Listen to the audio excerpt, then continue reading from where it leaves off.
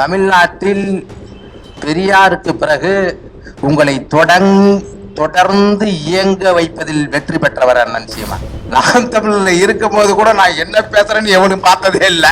சீமான் இந்த அளவுக்கு இருப்பதற்கு காரணம் ஆர்எஸ்எஸோ பாஜகவோ இல்லை. நீங்க நினைக்கிற மாதிரி எதையும் இப்ப பேசிட மாட்டேன், சீமான் நினைக்கிற மாதிரி எதையும் பேசிட மாட்டேன். நாம் தமிழர் கட்சியை வளர்த்ததும் சீமானை செதுக்கியவர்கள் உருவாக்கியவர்கள் நானும் ஒருவன் என்ற எந்த சட்டத்தை விதியை போடுகிறாரோ அதை முதலில் மதித்து நடப்பது தலைவர் பிரபாகரன். இந்திய உளவுத்துறையால் உருவாக்கப்பட்ட ஒரு நபர் சீமான் என்பது தெரிந்து கொள்வதற்கு எனக்கு இத்தனை ஆண்டுகள் ஆகிவிட்டது. நாம் தமிழர் கட்சி நாங்கள் இருக்கும் வரை, அது இப்போ ஒரு ராம் தமிழர் கட்சியாகி பல ஆண்டுகள் ஆகிவிட்டது. அவர் விசில் மேடையில் தானே போய் பேசுவார். சீமான் போன்ற போலி தமிழ் தேசியவாதி இல்ல, உண்மையிலேயே பிரபாகரனை படித்துவிட்டு வீரத்தை என்னுள்ளே விதத்தை நன்னன் பிரபாகரனுக்கும் என்னை இங்கே அனுப்பி எனது ரத்தத்தை அண்ணன் வேல்முருகன் ரத்தத்தை காயப்படாமல் நாகரிகமாக பேசிவிட்டு வா என்று அனுப்பிய வேல்முருகன் அவர்களுக்கும் நன்றியை தெரிவித்துக் கொள்கிறேன். கடைசியில பேசுற தொல்லையே உண்மையிலேயே நீங்க எல்லாம் சீமானுக்கு நன்றி சொல்ல வேண்டும். தமிழ்நாட்டில் பெரியாருக்கு பிறகு உங்களை தொடர்ந்து இயங்க வைப்பதில் வெற்றி பெற்றவர் அண்ணன் சீமான். இல்லைன்னா இதை பத்திலாம் பேசிட்டு இருக்க வேண்டிய அவசியமே இருக்காது. தோழர் சொன்னாரு, நான் பேச போறேன்னு எனக்கு எதிராக நிறைய எழுதுறாங்கன்னு. நான் எப்பயும் அதை கவனிக்கிறது இல்லை. நான் பேசுறத மட்டும்தான் அவங்க கவனிக்கணுங்கிறதுல தெளிவா இருக்கிறவன் நான். ஏன்னா நான் தமிழ்ல இருக்கும் போது கூட நான் என்ன பேசுறேன்னு எவனும் பார்த்ததே இல்லை. இப்ப ரொம்ப பாக்குறானுவ. அதனால அதுக்கு நான் அண்ணன் சீமானுக்கு நன்றி தான் சொல்லணும். நான் இதை புதுசா எதுவும் பேச போறதில்ல. சீமான் என்ன பேசினாரோ அதை தான் பேச போறேன். உலகிலேயே மிக சகிப்புத்தன்மை வாய்ந்தவன் முதல்ல அண்ணன் சீமா, ரெண்டாவது நான் தான். ஏன்னா 28 வருஷம் ஒருத்தன் ஒரே பேச்சை கேட்டுக்கிட்டே இருந்திருக்கேன். நான் எவ்வளவு பெரிய சகிப்புத்தன்மையா இருந்திருப்பேன். ஒரே நிமிஷம். இந்த மேடையில் சீமானை அவர்களை என்று அழைப்பதற்கும் சீமான் அண்ணன் என்று அழைப்பதற்கும் தடை விதிக்கப்பட்டுள்ளது. அதாவது அவர் பிரபாகரனை பார்த்து விட்டு பேசுவதால் நாகரிகம் இல்லாமல் இருக்கிறார். நான் பிரபாகரனை படித்து விட்டு பேசுவதால் நாம் நாகரிகத்தோடு இருப்போமே. ஆனால் பெரியாரே எந்த சூழ்நிலையிலும் யாரையும் நாகரிகம் இல்லாமல் பேசியதில்லை தான் நான் படித்திருக்கிறேன்.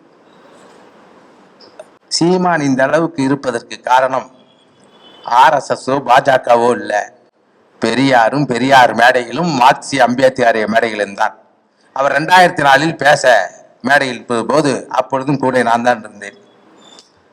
பெரியாரின் பேரன், மார்க்சின் மைந்தன், தம்பி பிரபாகரனின் தம்பி உங்கள் சீமான் பேசுகிறேன். நடுவில் இதே மாதிரி பெரியாரின் பேரன் பேசும்போது, ஐயா யுவிகேஎஸ் இளங்கோவன் அவர்கள், பெரியாருக்கு ரத்த வலி பேரன் தான், நீ பேரன் கிடையாது அப்படின்னு சொல்லி பெரியார் மைனரா இருந்தாரு, அப்ப எங்கேயாவது போயிருப்பாரு. இதெல்லாம் நான் சொல்லிங்க, இளங்கோவன் சொன்னார். அப்ப சொன்னார், இல்லை இல்லை நான் கொள்கை பேரன்னார். இது எப்ப? 2004 டிசம்பர் 24 பெரியார் நினைவு நாள் வரைக்கும் பேசிவிட்டு, இப்பொழுது பெரியாரின் அந்த விசில் அமைப்பு நடத்துதே, அதுல போய் பெரியாரின் சொல்லு பேரன் அவர், கொல்லு பேரன் அவன், பெரியாரின் சொல்லு பேரன் நான் என்று கொள்கையை மாற்றிக்கொள்ளலாம், உறவை மாற்றிய ஒரே ஆள் சீமான் தான். நான் கொள்கையை மாறலாம். நேற்று வரை நான் அண்ணன் அறிவுமதி அவர்களை சந்திக்கிற வரை கம்யூனிஸ்டாக இருந்தேன். கம்யூனிஸ்ட் குடும்பத்தில் பிறந்தேன். AAOF இருந்தேன். அண்ணனை சந்தித்த பிறகு பெரியாரிஸ்டாக பிரபாகரனிஸ்டாக தொடர்ந்து செயல்பட்டு வந்தேன். இன்றைக்கும் அப்படியே தான் இருக்கிறேன். ஒரு காலம் நான் சீமானிஸ்டராக இருந்ததே இல்லை. ஆனா அப்படி கொள்கையை மாத்தலாம், பாதை பயணித்த மாத்தலாம். என் தாய் தந்தையரை ஒரு காலம் மாற்ற முடியாது, அவர் எவ்வளவு அயோக்கியர்களாக இருந்தாலும். ஆனால் தாய் தந்தையரையே மாற்றக்கூடிய ஒரு நபர் தான் அண்ணன் சீமா. இன்னைக்கு பல பேர் தூக்கத்தை நான் கெடுத்துட்டேன். ஏன்னா எல்லாத்தையும் இவங்களே பேசிட்டாங்க. இருந்தாலும் அந்த மேடையில போய் நிக்கணுங்கிற ஒரே காரணத்துக்காக தான் வந்தேன். ஏன்னா நீங்க நினைக்கிற மாதிரி எதையும் இப்ப பேசிட மாட்டேன், சீமான் நினைக்கிற மாதிரி எதையும் பேசிட மாட்டேன். ஏன்னா அது ஒரு போலி பிம்பம், அதற்கு குண்டூசி போதும். தேவைப்படுகிற நேரத்தில் வெடியுண்டோ பீரங்கியோ கட்டாயமாக பயன்படுத்துவேன், கட்டாயமாக. ஏன்னா இப்பவே நான் பேசிட்டேன்னா ஓ இதுதான் போய் தூங்கிடுவான்.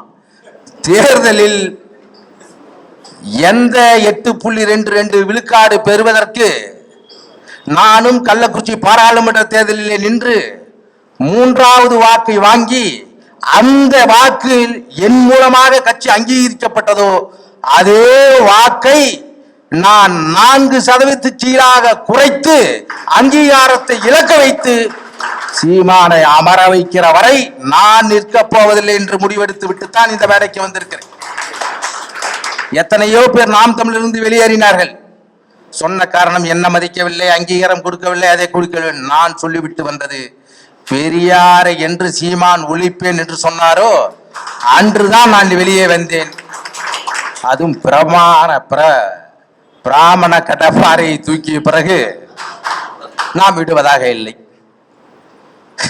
தமிழ் தேசிய கடப்பாரை நாக்பூரிடம் விற்றுவிட்டார், அதை நாம் மீட்டெடுத்து விட்டோம். அதாவது சீமானுடைய வாழ்க்கை என்பதே பிரபாகரனை சந்திப்பதற்கு முன், சந்திப்பதற்கு பின். இப்பொழுது பிராமண கடப்பாரை அவர் எடுப்பதற்கு முன், எடுத்ததற்கு பின் என்றாக பிரித்து விட்டோம். ஏதோ இவருள்ள பேசுவானுவேன், சீமான் தான் வளர்ந்தாரு, நாம் தமிழர் கட்சியில் தான் ஜெகதீஷா வளர்ந்தார். நாம் தமிழர் கட்சியை வளர்த்ததும் சீமானை செதுக்கியவர்கள், உருவாக்கியவர்கள் நானும் ஒருவன் என்ற திமிரோடு இங்கு நின்று கொண்டிருக்கிறேன். அந்த பாவத்தை போக்குவதற்குத்தான் இந்த மேடையிலும் நின்று கொண்டிருக்கிறேன். தலைவரை போய் சந்தித்து வந்தார் 2008 பிப்ரவரி 8. 4ஆம் தேதியே நாங்கள் பிப்ரவரி 4 இங்க இருந்து கிளம்பணும். அன்னைக்கு அங்கிருந்து ஒரு அழைப்பு வந்தது, இன்று வராதீர்கள், அன்று இலங்கையினுடைய சுதந்திர நாள், அவர்களுக்கு அவர்கள் வான வேடிக்கை நடத்துவார்கள், நாமும் வான வேடிக்கை நடத்துவோம், நீங்கள் திரும்பி போய்விடுங்கள் என்று சொல்லிவிட்டார்கள். அழைத்து விட்டு வந்தேன். அந்த பயண திட்டத்தை ஒழுங்காக அமைத்து அவர் போயிட்டு வருவதற்கு ரகசியம் காத்து அன்றைக்கு அந்த பயண திட்டத்தை ஒழுங்கு செய்தவன் நான் தான். தலைவரை சந்தித்து அங்கு சென்று ஒரு வாரம் அவர் தலைவரை சந்திக்கவே இல்லை. எல்லோரும் சொன்னார்கள் தலைவரை சந்திக்கவில்லை, அந்த புகைப்படம் எல்லாம் போட்டோஷாப் என்று சொன்னார்கள். நான் உண்மை தவிர வேறு எதுவும் பேசவில்லை. கண்டிப்பாக அவர் தலைவரை சந்தித்தார். ஆனா அவர் 15 ஆண்டுகள் பேசுகிற அளவுக்கு அவர் தலைவரை சந்திக்கவில்லை. காரணம், இயக்குநர்களுக்கு எப்போதுமே ஒரு மனநிலை உண்டு. தான் எடுக்கிற கதை, நான் படமாக எடுக்கிற கதை எடுக்க முடியாத போய்விட்டால் சாகும் தருவாய் வரை அந்த கதையை சொல்லிக் கொண்டே இருப்போம், யாரை பார்த்தாலும் சொல்லிக் கொண்டே இருப்போம்.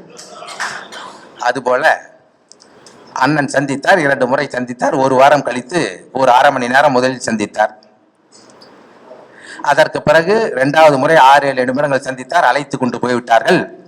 அதுக்கு பிறகு சந்திக்கவில்லை. இதெல்லாம் அவர் போய்விட்டு வந்தது என்னிடம் சொன்னது. அங்கு இருந்தது 14 நாட்கள். ஏனென்றால் விசா ரினியூவல் செய்யவில்லை, ஏன்னா அன்றைக்கெல்லாம் அறவில் விசா. அந்த 14 நாளில் அவர் சொல்கிற கதையை நான் எவ்வளவு சகிப்புத்தன்மையோடு கேட்டிருப்பேன், சிந்தித்து பாருங்கள். அதனால் இவர்கள் திட்டுகிற திட்டம் எல்லாம் நாம் சாதாரணமாக எடுத்துக்கொள்கிறோம். ஒரு மாபெரும் போராட்ட வீரனை எத்தனையோ பேர் போய் சந்திச்சுட்டு வந்தாங்க. அண்ணா அறிவிதி போனாரு, சுபவி போனாரு, திரைப்படத்தில் பாரதி ராஜா போனாரு, மகேந்திரன் போனாரு. இவரெல்லாம் போயிட்டு வந்து இந்த இனத்தினுடைய விடுதலையை படமாக செய்ய வேண்டும், பாரதி ராஜா அவர்கள் எடுக்க வேண்டும், மகேந்திரன் அவர்கள் உதவி செய்ய வேண்டும் என்றெல்லாம் அவர்கள் பேசினார்கள். நான் போய் போராட்டம் நடக்கிற துவக்கிற காலம் அது. ஏன்னா 2009 போராட்டம் முடிந்து விட்டது. 2008 போராட்டம் நடந்துட்டு இருக்கிற நேரம், துவங்குகிற நேரம். அங்க போய் இவர் ஏதோ ஓசிமின் போலவும், ஒரு தேசிய இன விடுதலையை வென்றெடுத்த பிடல் காஸ்ட்ரோ போலவும், இல்ல பாலஸ்தீன விடுதலைக்கு போராடிய யாசர் அரபாத் போலவும் இவரை அழைத்து வைத்து அத்தனை அறுசுவை உணவுகளையும் வைத்து, அதுவும் இட்லி கறி வைத்துன்னு சொன்னார் பாருங்க, கறி இட்லி வைத்துன்னு. அதாவது தமிழர்களுடைய உணவு அதெல்லாம் இப்ப லேட்டஸ்டா என்ன சொல்லிட்டாரு அண்ணா, ஏன் நமக்கெல்லாம் வருத்தமா இருக்குன்னு வச்சுங்க, மான் கறி ஊறுகாய் தின்ட்டேன்னு சொல்றாரு. நீங்க இப்ப இல்ல படப்பிடிப்புல, டேய் நாங்கெல்லாம் ஒரு படப்பிடிப்பு முடிஞ்ச உடனே சாயந்தரம் போய் நாளைக்கு என்ன வேலை, மாலையில் என்ன வேலைன்னு கேட்டுதான் தூங்குவோம். படப்பிடிப்பு நடந்துட்டு இருக்கும்போது டேய் அந்த ஆர்டிஸ்ட் வந்தா தான் இந்த ஆர்டிஸ்ட் வந்தா கேட்க மாட்டார். 11வது மதியம் என்னடா வச்சிருக்க? என்ன பண்ணு? அந்த இது இருக்குல்ல, உப்பு கறி இருக்குல்ல, கருவாடு தூக்கு இருக்குல்ல, தயாரிப்பாளர் அங்க அள்ளு கல்றுவான். படம் எடுக்கிறாங்களா சாப்பிட வந்தாங்களாங்கிற அளவுக்கு குடலே கருகிட்டோம். அந்த மாதிரி ஏன் சொல்றேன்னா, இவர் யார் மூலமாக போனாரோ அந்த கலை இலக்கிய பண்பாட்டு பாசறையினுடைய செயலாளராக இருந்த சேரநாதர்கள், இவர் எந்த அளவிற்கு பழக்கமோ அந்த அளவுக்கு எனக்கும் பழக்கம். இவர் அங்க இருந்துட்டு வரும்போது இந்த மான் கறி மேட்டர் சொல்லிடுறேன். மான் அங்கு தடை செய்யப்பட்ட விலங்கு. எந்த சட்டத்தை விதியை போடுகிறாரோ அதை முதலில் மதித்து நடப்பது தலைவர் பிரபாகரன். தடை செய்யப்பட்ட விலங்கை தடையை மீறி இவருக்கு சுட்டு போடுவதற்கு இவர் என்ன, இதெல்லாம் நம்ம வாயால சொல்லக்கூடாது தம்பி, மரியாதையா வேற பேசக்கூடாது சொல்லிட்டான். ஏன்னா தொடர்ச்சியாக இது போல பேசி போராட்டத்தை சிதைப்பதற்காக இந்திய உளவுத்துறையால் உருவாக்கப்பட்ட ஒரு நபர் சீமான் என்பது தெரிந்து கொள்வதற்கு எனக்கு இத்தனை ஆண்டுகள் ஆகிவிட்டது. தோழர் சொன்னார் நான் உடனே தெரிந்து கொண்டேன் என்று. நம்ம கொஞ்சம் வீக், அதனாலதான் லேட்டாவது தெரிஞ்சுக்கிட்டோம். அண்ணன் தம்பியாக இருந்தாலும் எனக்கு கொள்கைக்கு எதிராக நிலைப்பாடுகள் இருந்தால் எது குறித்தும் சமரசம் செய்து கொண்டு உன் பின்னால் வரமாட்டேன் என்பதை எனது மார்க்சிய பார்வையிலிருந்து நான் கற்றுக்கொண்டதால் தான் வெளியே வந்து அமைதியாக இல்லாமல் இன்னும் என்னை போன்ற பல இளைஞர்கள் உன் பின்னால் தொடரக்கூடாது, தொடருபவர்கள் மீண்டும் தொடரக்கூடாது என்ற ஒற்றை நோக்கில் அம்பலப்படுத்தப்பட வேண்டும் என்றுதான் நான் எல்லா மேடையிலையும் பேசுவது என்று முடிவு செய்து விட்டேன். இதோ நீங்க புதுசா போய் அவர் விசில் இதுல பேசுறாரு. அவர் வந்து பாரதியாரை விமர்சிப்பதற்கு அவர் ஆண்டது, அவர் வாழ்ந்தது 39 ஆண்டுகள். பெரியாரை விட 3 வயது இளையவர். 39 வயதில் எவ்வளவு மாத்தி மாத்தி பாரதியார் பேசியிருக்கிறார், அதை நம்ம விமர்சிக்க முடியும். அவர் அன்றைய சீமானாக இருந்திருக்கலாம், தெரியவில்லை. அவராவது 39 ஆண்டு, இவர் கட்சி ஆரம்பிச்சு 15 ஆண்டுகளில் நீங்க இந்த 15 நாட்கள் பாருங்கள், அதிலே திருப்பி திருப்பி பேசுவார். பாரதியார் மீது எவ்வளவு விமர்சனம் என்பதாலும் இருக்கும். பாரதியாரை சீமானுக்கு எப்பொழுது தெரியும்? விசில் அமைப்பு கூப்பிட போதுதான் மனப்பாடம் பண்ணி பேசுவதற்காக படித்து விட்டு போயிருப்பார். நீங்கள் நினைக்கலாம் அவர் இவ்வளவு பேசுகிறாரே படித்து விட்டு தான் போவார் என்று. அவர் பெரியாரை பேசிய போதும் சுபவி என்ன சொல்கிறாரோ, அருள்மதி என்ன சொல்கிறாரோ, குளத்தூர்மணி என்ன சொல்கிறாரோ அதை கேட்டு விட்டு தான் பேசுகிறார். அவர் படித்து விட்டு பேசியதில்லை. படித்திருந்தால் இது மாதிரி பேசவே மாட்டார் என்பதை நீங்கள் புரிந்து கொள்ள வேண்டும். நான் உண்மையை தான் சொல்கிறேன். மிக சிறந்த புத்தகம்லாம் நான் வாங்கி கொடுத்த புத்தகங்களாத்தான் அவருக்கு இருக்கும். அவரே பல மேடைகளில் சொல்லியிருப்பார், தம்பி இளையவர் வாங்கி கொடுத்தார் என்று. இதை எதற்காக சொல்கிறேன் என்றால், நாம் தமிழர் கட்சி நாங்கள் இருக்கும் வரை, அது இப்போ ஒரு ராம் தமிழர் கட்சியாகி பல ஆண்டுகள் ஆகிவிட்டது. அவர் விசில் மேடையில் தானே போய் பேசுவார். நான் கூட சொல்லியிருக்கிறேன், உங்கள் பெயரை தயவு செய்து சீமான் என்பதை மாற்றிவிட்டு ஸ்ரீமான் என்று மாற்றிக் கொள்ளுங்கள், நாங்கள் யாரும் கேட்கவே மாட்டோம். இதன் மூலமாக இவர் என்ன சொல்றாரு, உங்களுக்கு எது குறித்தும் போக வேணாம், இந்த மண்ணில் பாரதியாரின் கம்பெனியும் தமிழ்நாடு கலை இலக்கிய பெருமன்றம் ஆரம்பித்து கொண்டு போய் சேர்த்தது ஜீவானந்தம். 1962 எங்கள் ஊரில் பெதராயமலத்தில் தமிழ்நாடு கலை இலக்கிய பெருமன்றம் என்று ஆரம்பித்து, அருகில் நடுவில் ஜீவாவும், இந்த ஆண்டில் என்னுடைய பெரிய தாத்தா டி சண்முகம் அவர்களும், இந்த ஆண்டில் சின்ன தாத்தா ஆர் கிருஷ்ணன் அவர்களும் அமர்ந்து பாரதி அன்றே நான் உள்வாங்கி கொண்டவன் நான். அதற்கு பிறகு இவர்கள் எல்லாம் தெரிந்த பிறகு சிங்கள தீவிற்கு ஒரு பாலம் அமைப்போம் என்ற பாரதியை நான் வெறுக்க தொடங்கிவிட்டேன். நீ ஈழத்தை ஆதரிக்கிறாய், பிரபாகரனை ஆதரிக்கிறாய் என்று சொன்னால் சிங்கள தீவு யாருடைய? ஈழத்தீவு என்று சொல்லியிருக்க வேண்டும், இல்லை தமிழர்களின் தீவு என்று சொல்லியிருக்க வேண்டாமா? முன்னிருந்த இலங்கை அறக்கர்களை கொண்டொழித்த வில்லது, அது ஆரிய வில்லதுன்னு பாடுகிறார் பாரதியார். அப்பொழுது 1க்கு 2 முரணாக 39 பேசியிருக்கிறாரே. 94 ஆண்டுகள் 3 மாதம் வாழ்ந்த ஒரு தலைவன் எத்தனை முரண்பட்டு பேசியிருப்பார்? அப்படி முரண்பட்டாலும் கூட ஐயா சொன்னாரே, புலியில் 1930 தமிழ்நாடு தமிழருக்கு என்று முழங்கிய பெரியார் இறக்குமுறை தமிழ்நாடு தமிழருக்கு என்று முழங்கியாரே, அதைதானே நம்ம முன்னெடுக்க வேண்டும். நீங்க எல்லாம் மற்றவங்க எல்லாம் இன்னைக்கு பெரியாரை தவறு என்று சொன்னவர், நீங்கள் அமைதியாக இருந்தால் நாளை கட்டாயமாக அம்பேத்கர் தவறு என்று சொல்லுவார். மறுமுறை மார்க்சிமும் தவறு என்று சொல்லுவார். இந்த மார்க்சியர்களும் அம்பேத்கரும் வாயை மூடிக்கொண்டு அவரை பெரியாரை தானே திட்டினார், நம்மளை இல்லையே என்று நீங்கள் அமைதியாக்குற வரை கட்டாயமாக உங்களுக்கும் இந்த அவதூறு சொல் வரும். நீங்களும் தெரு தெருவாக பேச வேண்டும். அதனால்தான் நம் பாரதியை விமர்சிக்கவில்லை. விமர்சிப்பதற்கு எத்தனை காரணங்கள் இருக்கிறது. நமது ஒற்றை நோக்கம், நான் சீமான் கட்சியில், இன்னொன்னு சொல்ல போனா என் பிள்ளைங்களே சொல்றீங்க, என் பொண்ணு, என் பொண்டாட்டிய, உங்களுக்கு கட்சியில யாரு பதில் சொல்றானோ அவனுக்கு சீமானு கீழ் இருக்க யாரு பெரிய சொல்றாதீங்க, உங்க ஒரே நோக்கம் சீமானை அடிச்சு தள்ளுங்கன்னு தான். நான் சும்மா இங்க வந்து நிக்கல, வீட்டோட அத்தனை ஆதரவோடும் சேர்த்து கொண்டுதான் இங்க வந்து நிக்கிறான். எனக்கு வரும்போது நிறைய போன் போட்டு அங்க போக கூடாது இங்க போகுதுன்னு மிரட்டானுவேன். தம்பிகளா, நீங்க படிக்கிற பள்ளிக்கூடத்துல நீங்களாம் எல்கேஜி, நான் தாளாளர்றா தம்பி. சீமானுக்கு வீரம் வர்றதுக்கு பாத்துருப்பீங்க, 2-3 கூட்டத்துல தகராறு வந்தா, டேய் பாண்டியா எங்க இருக்க போய் பாருன்னு சொல்லுவாரு. பாத்துங்க, இதுக்கெல்லாம் பயப்படுறதுக்கு சீமான் போன்ற போலி தமிழ் தேசியவாதி இல்ல, உண்மையிலேயே பிரபாகரனை படித்து விட்டு, நான் இது வரைக்கும் ஒரு இடத்துல கூட சொல்லல ஈழத்திற்கு சீமான் நான் செய்த பொருளை கடத்திய ஆயுதம் கடத்தியதில் ஒரு வில்லுக்காட்டு சீமான் செய்ததல்ல, நான் எந்த மேடையிலும் சொன்னதில்லை. அது அண்ணன் கொளத்தூர் மணி அவர்களுக்கு தெரியும்.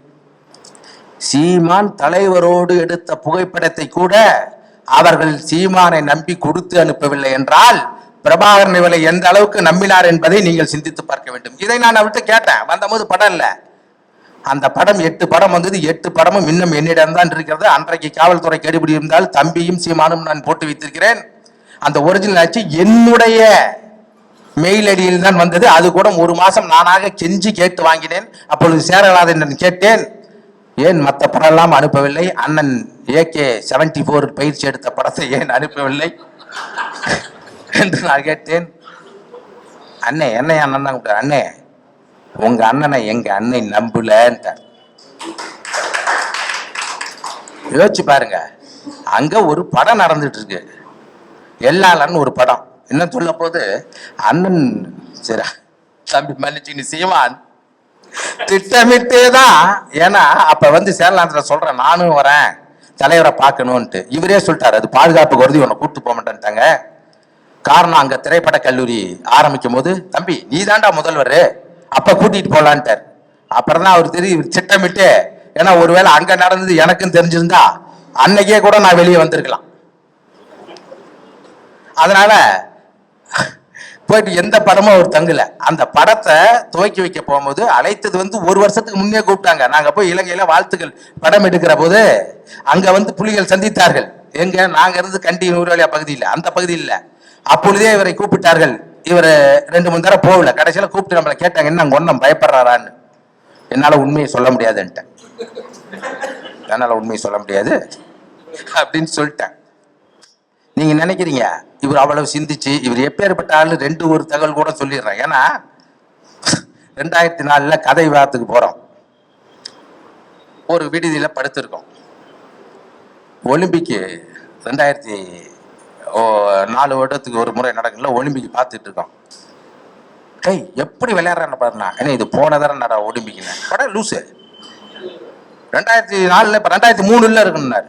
இல்லைண்ணே ஒலிம்பிக் 4 வருஷத்துக்கு ஒரு தரம் நடக்குன்னு. இதெல்லாம் சரி.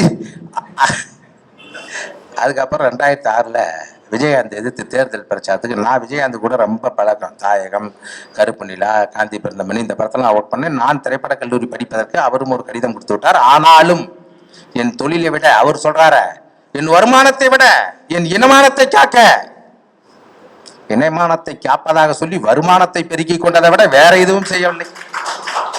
அதுக்கு வரேன், பின்னாடி வரேன் கொஞ்ச நேரம். ஏன்னா நீங்க எல்லாம் பேசி முடிச்சு விட்ட பாருங்க, இதை நீங்க யாரும் பேச முடியாது என்ன தவிர. பெரியாரை பேசலாம், அம்பேத்கரை பேசலாம், மார்க்கை பேசலாம். அதுவும் பெரியாரிஸ்டுகளே பெரியாரிடம் பேசுறது நம்மளுடைய அறியாமை ஆயிடும். அதனால இதை நான் மட்டும்தான் பேச முடியும். 27 ஆண்டுகள் பழகி இருக்கேன். இன்னைக்கு ஒரு நாள் பேச முடியாது. 27 வருஷம் நான் பேசுறதுக்கான இது இருக்கு. 1 வருஷத்துக்கு ஒரு நாள் கூட. அப்ப வந்து விஜயகாந்த் எதிர்த்து வேலை செய்யறதுக்கு போது படுத்திருக்கான். ஏன்னா விஜயகாந்துக்கு வந்து நேஷனல் சிட்டிசன் விருது கொடுத்துருக்காங்க. நான் 2000 அவனுக்கு ஏன்டா சிறந்த குடிமகன் விருது கொடுத்தாரு, குடிமகன் விருது இல்லடா கொடுக்கணும் அப்படின்னு சொல்லிட்டு கீழே பார் கவுன்சில் சேர்மன், டெல்லியில் இருந்த சேர்மன் கையெழுத்து போட்டிருக்கு. நம்மளுடைய சிந்தனையை பாருங்கன்னு சொல்றதுக்காக சொல்றேன், தப்பா எதுவும் சொல்ல.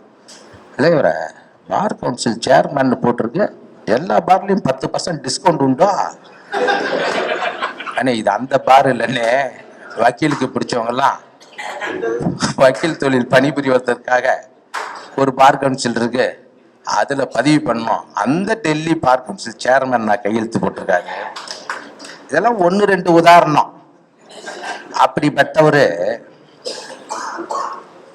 பெருஞ்சித்தனார் சொன்னது போல், என் வைரமுத்து சொன்னது போல், தமிழனுடைய நீண்ட நெடு வரலாற்றில் மிஞ்சியிருப்பது 2 அடையாளம். ஒன்று பெரியார், இன்னொன்று பிரபாகரன். அந்த அடையாளத்தை உங்கள் பாஷையில் என்னால் சொல்ல முடியாது, சீமான் அவர்களால் சிதைத்து விட முடியாது. ஏனென்றால் இவர் போய் பேசுவார், பெரியார் மண்ணு இல்ல, பெரியாரே மண்ணும்பார். யாரும் இல்லைன்னே சொல்லி அந்த பெரியார் மண்ணில் தான் இந்த சீமான் என்ற விதையே வளர்ந்தது. இந்த சீமான் என்ற விதை பிராமண கடப்பாறையை தூக்கியுடன் அழிக்க போவதும் இந்த பெரியார் மண் தான், புதைக்க போவதும் இந்த பெரியார் மண். இதை விட ஒரு கொடுமை, பிராமணனே பிராமண கடப்பாறை எடுத்திருக்க மாட்டான். ஏன்னா இந்த உலகத்திலேயே உழைக்காத உண்ணுபவன் அவன் ஒருவன் தான். ஏன்னா இந்த சமூக மாற்றம் எப்படி நடக்கிறது? உற்பத்தி கருவிகளும் உற்பத்தி சக்திகளும் மாறுகிற போது சமூகம் மாற்றம் அடையது என்கிறான் மார்க்ஸ். உற்பத்தி கருவியான அருவாளோ களக்கட்டோ மண்வெட்டியோ கடப்பாறையோ அவனே சிரிப்பான், அவன் தூக்கியதாக வரலாறு இல்லை. ஆடையையோ இல்லது காகிதத்தையோ இல்லை இங்க இருக்கிற இரும்பையோ எதையும் அவன் உழைத்து உருவாக்கியதில்லை, பொய்யை தவிர, காட்டி கொடுத்ததை தவிர. அவனதான் இவர் சொல்லுவாரு, பார்ப்பான் அனைவரையும் சமமாக பார்ப்பான். அன்னைக்கு முடிஞ்சது கதை.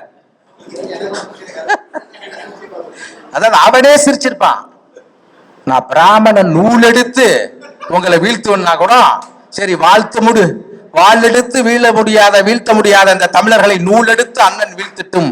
நூலுக்கு முன்னால் வாளா, வாளுக்கு முன்னால் நூலா என்றால் நூல் எப்போதும் 2000 ஆண்டுகளாக வென்றதே இல்லை என்று வரலாறு நிரூபித்திருப்பதால் தான் இங்கு நாம் தமிழராக நின்று கொண்டிருக்கிறோம். ஏன்னா அவர் எதுக்கு இந்த அறிவு உதாரணம் சொன்னா, நான் அதை தான் கேட்கிறேன். 2000 இந்த திராவிட கருத்தியல் என்பது என்றைக்கு ஆதிசங்கரர் திருநாவுக்கரசரை திராவிட சிசு அப்படின்னு கேட்டவரோ அன்னைக்கு இந்த வார்த்தையை கேட்டதா ஐயா அயோத்திதாசர் பதிவு பண்றார். இல்ல அத்திப்பாக்க மங்களாசல நாயகர் இந்து மத ஆசார ஆபாச தரிசினின்னு ஒரு புத்தகத்தை வெளியே போறார். 1800 பிறந்தார். இன்னைக்கு 2025 225 வருஷ கருத்துகளால் இருந்தால் கூட அவர் சொல்வதை போல், ஆனால் இந்த 3000 ஆண்டுகளாக தமிழனையும் தமிழ் மொழியையும் தமிழ் நிலத்தையும் அடிமைப்படுத்தி வைத்துக் கொண்டிருப்பது ஆரியமா திராவிடமா என்பதை அண்ணனுக்கு தெரியாததல்ல, தெரிந்தேதான் அவர் பேசுகிறார். காரணம் என்ன தெரியுமா? அவர் கொள்கைக்காக பேசுபவர் கிடையாது, கூலிக்காக பேசுபவர். அவர் அப்படித்தான் பேசுவார். தோழர் சொன்னார், அது இந்த தமிழ்நாடு மண் இருக்கிறதே, பாரதியாரையே பாரதியை வைத்து விமர்சிக்க செய்வதுதான் பெரியார் இந்த செய்திக்கு மண். ஏன் 307 70 எடுத்து அண்ணன் போராடல, 356 எடுத்து அண்ணன் போராடல பார். அதை எதிர்த்து போராடினால் பணம் வருமா? என்ன? மாடுக்காக போராட்டம் நடத்துகிறார், மண்ணுக்காக போராட்டம் நடத்துகிறார், தண்ணீருக்காக போராட்டம் நடத்துகிறார். ஆமாம், ஏன்? மக்களோடு அவரால் நடத்தவே முடியாது. அவர் பேச்சை யாரும் கேட்க தயாராக இல்லை. அதனால்தான் அவர் நடத்துகிறார். அதுவும் அவர் இரட்டை பயன்படுத்துக்காக நடத்துகிறார். மண்ணுக்கு போராடினால் பின்னால் போய் யார் தம்பி மண்ணடிக்கிறவனெல்லாம் பணம் வாங்கி விட்டு வந்து விடுவான். மரத்திற்கு போராடினால் மரம் வெட்டு போனெல்லாம் அவர்கள் பணம் வாங்கி வந்து விடுவார்கள். அவர் தெளிந்தேதான் செய்கிறார். அதனால் அவரை ஏன் அதற்கு போராடவில்லை இதற்கு போராடவில்லை என்றெல்லாம் நாம் கேட்க வேண்டாம். தந்தை பெரியாரை ஏன் என்று தந்தை சொல்கிறார்கள்? அவர் அதற்கு நான் பெரிதும் விரும்பிய சிறு வயதிலிருந்து அவர் கடம் பிடித்து வந்த தா பாண்டியன் அவர்கள் ஒரு விளக்கத்தை சொல்கிறார். நானே தந்தை பெரியார் என்று சொல்கிற போது எங்கள் கம்யூனிஸ்ட் கட்சியில் திராவிடர் கழக தலைவர் என்று சொல்லுங்கள், ஏன் தந்தை பெரியார் என்று சொல்கிறீர்கள் என்று சொல்கிற போது ஏன் சொன்னேன் என்றால், தான் சம்பாதித்த பணத்தையும் தான் சொந்த சொத்தையும் பெரியார் நாகம்மை என்ற ஒரு அறக்கட்டளை உருவாக்கி தாய் தந்தை இல்லாத பிள்ளைகளுக்கு தானே தந்தையாக இன்சிலை போட்டு படிக்க வைத்ததனால்தான் நான் பெரியாரை தந்தை பெரியார் என்றவர் சொல்கிறார். தந்தையாவதற்கு தகுதி வேண்டும். அது ரத்த உறவு முறையா இருக்க வேண்டும்ங்கிற அவசியம் இல்லை. உதவுகிற மனப்பான்மை இருந்தால் போதும். அது எதுவும் எங்களாலிடம் இருக்காது. ஆகவே நான் என்ன சொல்கிறேன் என்றால், இதற்கு முன்பு ஐயா மணியரசன் அவர்களும் எந்த கருத்தையும் நாம் பேசவில்லை. ஐயாவே சொல்லுகிறார். ஐயா தா ஜெயராமன் அவர்களும் தமிழ் தேசியம், இன்னும் சொல்ல போனால் தமிழ் தேசிய பார்வையே எனக்கு அதிகமாக விரிந்தது. ஐயா தமிழர்களின் எதிரி யாருன்னு ஒரு புத்தகம் எழுதியிருக்கார். அதை போய் படிக்கிற போதுதான் இவர்கள் சொல்கிறார்கள், பெரியார் தமிழை மலம் என்று சொல்லிவிட்டார், திராவிட நாடு திராவிட என்று சொல்லிவிட்டார். முழுமையாக பேச வேண்டும். அதுதான் சொன்னாரே ஐயா புலினே அவர்கள். திராவிட நாடு அப்பொழுது கேட்டேன், இப்பொழுது அது தமிழர்களுக்கு எதிரி. காரணம் என்றால் மலையாளிகள், கன்னடர்கள், ஆந்திரர்கள் எல்லோரும் சேர்ந்தால் அன்றும் நாம் சிறுபான்மையாகத்தான் இருப்போம். அதனால் தமிழ்நாடு தமிழருக்கே என்றுதான் ஐயா சொன்னார். அதை மறைக்கிறார்கள். தமிழை மலம் என்று சொன்னார் என்று சொன்னார். ஆம் சொன்னார். திருக்குறளில் ஒண்ணுமில்லை என்று சொன்னேன். ஆனால் தமிழ் புலவர்கள் எல்லாம் என்னை அணுகி, இல்லை அதில் அதிகமாக கடவுள் மறுப்பு கொள்கை, முற்போக்கு கொள்கை எல்லாம் இருக்கிறது என்று சொன்னவுடன் என்னை மாற்றிக்கொண்டு திருக்குறள் மாநாடு நடத்தி, தமிழனை உன் மதம் என்று கேட்டால் திருக்குறள் உன் மதம் என்று சொன்னவர் பெரியார் என்பதை இவர்கள் மறைத்து விட்டார். இதே சொல்றார் ஐயா. தந்தை பெரியார் தனி தமிழ்நாட்டு கோரிக்கையின் முன்னோடி யாரு? ஐயா மணியரசன். இந்திய கட்டமைப்பு பார்ப்பன பணியா கட்டமைப்பு என்று மிக சரியாக அடையாளம் சொன்னார். தந்தை பெரியாரின் தனித்தமிழ்நாடு கோரிக்கை வர்ணாசிரம எதிர்ப்பு, பார்ப்பன எதிர்ப்பு, பெண் விடுதலை, மூட நம்பிக்கை ஒழிப்பு போன்ற உயர் கொள்கைகள் தமிழ் தேசியருக்கு வழிகாட்டும் சிறந்த நெறிகள். இதை நான் சொல்ல, அப்படி சொன்னாரு. அதை அண்ணன் படித்திருக்க வாய்ப்பா இருக்கின்றால் கட்டாயமாக இல்லை. சரி, பெரியார் இஸ்லாமியருக்கு எதிரியா? அதான் சொல்றாரு ஐயா பழனி பாபா. எவன் ஒருவன் பெரியாரையும் அம்பேத்கரையும் மறுக்கிறானோ அவன் பின்னாலே நீ போகாதே, இருவரில் ஒருவரை மறுத்தாலும் போகாதேங்கிறார். பாருங்க, எங்க கட்சியினுடைய ஆவணம் இது அவர்கிட்டே இருக்காது. ஏன்னா எந்த சட்டத்திட்டமும் அண்ணனுக்கு பிடிக்காது. போட்டா அது பற்றி நடக்கணும். ஏன்னா அவர் எந்த இசம் அவருக்கு தெரிகிறதோ இல்லையோ, ரொமான்டிக் இசம் அவருக்கு நல்லா தெரியும். தப்பா நினைக்காதீங்க. அது என்னன்னா, கலைஞர்கள் அதிக சுதந்திரம் உள்ளவர்கள். உங்கள் உணர்வுகளை கலைஞர்கள் தான் பிரதிபலிக்க முடியும் என்றால், ஒழுக்கத்தை சற்று தளர்த்திக் கொள்வதற்கு அந்த ரொமான்டிசத்தில் ஒரு விதி இருக்கிறது. ஏன்னா நான் ஓவிய கல்லூரி படித்த மாணவன் என்றால் அனைத்து இசங்களையும் படித்திருக்கிறேன். கியூபிசம், சர்லிசம், எல்லா இசங்களையும் படித்திருக்கிறேன்.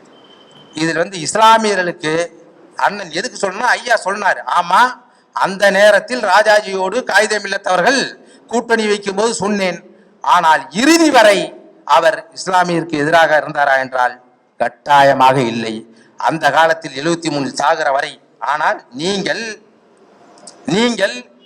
இந்த காலகட்டத்தில் ஏதோ இவர்தான் இஸ்லாமிய மதத்தை தூக்கி நிறுத்துவது போல பேசிக்கொண்டிருக்கிறாரே. இதே பாருங்க, விதி எண் 3ல இந்த புத்தகம் நம்ம தான் இருக்கு, அவன்கிட்ட இருக்காது. ஏன்னா அங்க இருக்க எவனுக்குமே விதி தெரியாது. ஏன்னா அது தெரிஞ்சுக்கணும்னு அவசியம் இல்லை. ஏன்னா விதி இருந்தால் ஒழுங்கு இருக்கணும், ஒழுங்கு இருந்தால் கட்டுப்பாடு இருக்கணும், கட்டுப்பாடு இருந்தால் அந்த கொள்கை வென்றுவிடும். கொள்கை வெல்லக்கூடாதே என்று ஒரு கட்சி நடத்துறதுன்னா நம்மால் தான். ஏன்னா அண்ணன் சொல்லக்கூடாதுன்றார், வாயில் நின்றுச்சு. முரண்பாடுகளான முகமதியரும் கிறித்துவமும் தமிழ் தேசியத்தை ஒவ்வொரு காலத்தில் ஆளுமை செலுத்தியவை.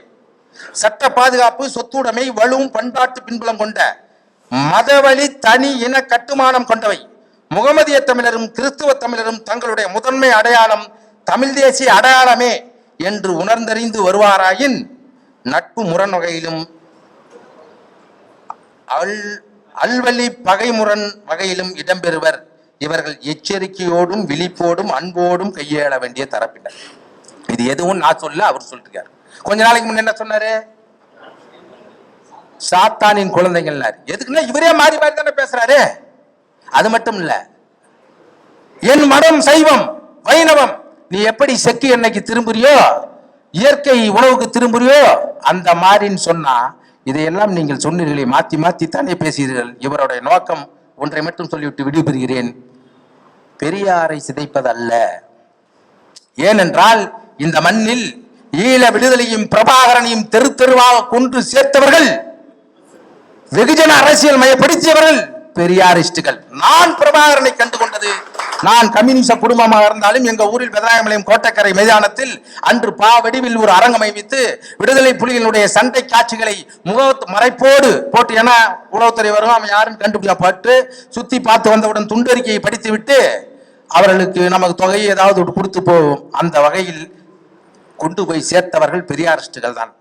பார்ப்பனன் இவர்கள் பிரபாகரன் என்ற பெருஞ்சொல் தமிழன் உடைய உணர்வில் ஊடி இருக்கிற வரை நாம் இந்த மண்ணில் மீண்டும் அரசியல் செய்ய முடியாது.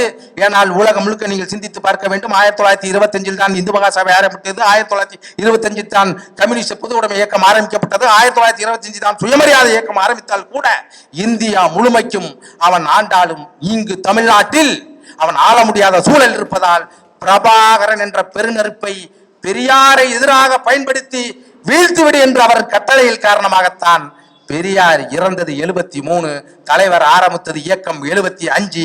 அவரையும் இவரையும் எதிர்பரமாக நிறுத்தது சீமான். பிரபாகரன் சொன்னாரா? சொல்லியிருக்கீங்களே. என் அண்ணனை சந்தித்து விட்டு பிறகு வந்த பிறகுதான், ஏப்பா நாங்கெல்லாம் இங்க இருக்கோம், அண்ணாவும் பெரியாரும் பிறந்த மண்ணில் இருந்துகிட்டே அந்த சாதி இழிவை தொடக்க முடியலன்னு கேட்டாருன்னு சொன்னாரு. கட் பண்ணன்னு வச்சுங்க. எங்க அண்ணனை சந்திச்சுட்டு வந்த பிறகுதான் நான் முடிவு பண்ணேன் என்னன்னு, பெரியாரை ஒழிக்கிறதுக்கு காசு வாங்குறேன். என்னையா பெரியாரினுடைய வளைந்த கைத்தடிதான் என் அண்ணன் கையிலே AK-70 இருக்கிறது அப்படின்லாம் பேசிட்டு, இதெல்லாம் நான் சொல்ல, இவரு பெண்கள் விமானம் ஓட்டுகிறார்கள், பெண்கள் வாகனம் ஓட்டுகிறார்கள் என்றால் பெரியார் தான். என்ன எல்லாம் கேட்கிறான் தீக்கான்னு. ஆமா, நான் இனத்தால் திராவிடன், ரத்தத்தால் கம்யூனிஸ்ட், அதனால் தீக்கா. இதெல்லாம் யாரு சொன்னா? நீ தான் சொன்ன. இதையே நான் திருப்பி இப்ப பேசினா ஜெகதீச பாண்டி போய் அங்க பேசிடக்கூடாது, நகைச்சுவை இல்லையாண்ணா? எதுக்காக இந்த நாம் தமிழர் எல்லாம் கூட்டு போய் இந்த இதுல போய் பேச வைக்கிறாங்கன்னு கேக்குறீங்க. நீங்க எல்லாம் ஒண்ணு, இவன் பேசி தமிழ் தேசியம் வளர்ந்துடும் இல்ல. திரையுலகில் வடிவேல் ஏதாவது குறைய அரசியலில் இவர்கள் எல்லாம் தீர்த்து விடுவார்கள் என்ற நம்பிக்கையில் தான் அவர்களை பேச வைத்துக் கொண்டிருக்கிறார்கள். அதனால் இந்த மார்க்சிய அம்பேத்கரியர்கள் பெரியார் இயக்கத்துடன் சேர்ந்து தமிழ் தேசியத்தை அல்ல, சீமான் என்ற தீய விதையை அகற்றாத வரை தமிழனுக்கு விடுவாரம் இல்லை. பெரியாரை நீங்கள் யாரும் காப்பாற்ற வேண்டாம். பெண்ணடிமை இருக்கும் வரை, பார்ப்பன பணியா கட்டமைப்பு இருக்கும் வரை, இந்துத்துவம் இருக்கும் வரை, இந்தியா கட்டமைப்பு இருக்கும் வரை, இந்திய திருக்கும் வரை பெரியார் என்ற பெருநெருப்பு இந்த தமிழகத்தில் எரிந்து கொண்டேதான் இருக்கும், எரிந்து கொண்டேதான் இருப்போம்.